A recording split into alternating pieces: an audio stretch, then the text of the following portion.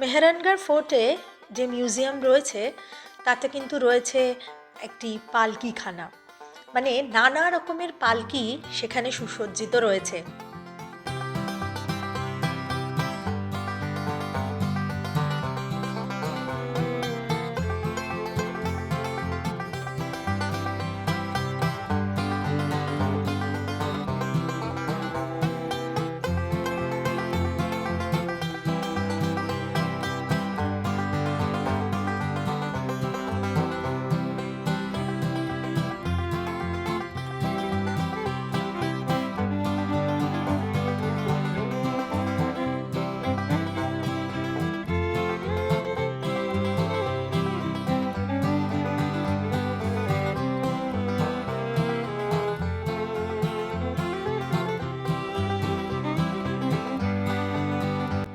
কেল্লার ভেতরের এই মহল, শীষ মহল, তারপরে ফুল মহল, তারপরেই রয়েছে মন্ত্রণালয়, অন্দর মহল, যা যথেষ্ট দৃষ্টি আকর্ষণ করে।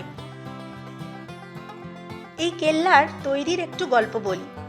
এই কেল্লা তৈরির সময় স্থানীয় সন্ন্যাসী চিরিয়াওয়ালে বাবা এই কেল্লা তৈরিতে বাদ সেধেছিলেন।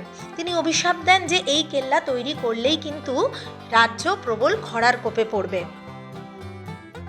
তখন রাও যোধা এই অভিশাপ মুক্তির পথ জানতে চাইলে চিরিয়াওয়ালা বাবা বলেন যে কেউ যদি মাটিতে সমাধিস্থ হন স্বেচ্ছায় তবেই এই কেল্লা গড়ে উঠবে।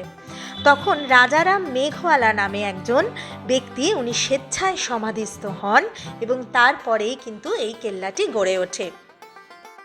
এখনও ওনার পরিবারের দায়িত্ব কিন্তু বহন করে চলেছেন এই রাজপরিবার। কেল্লার শেষ অংশ নিয়ে ফিরছি পরের শর্টসে।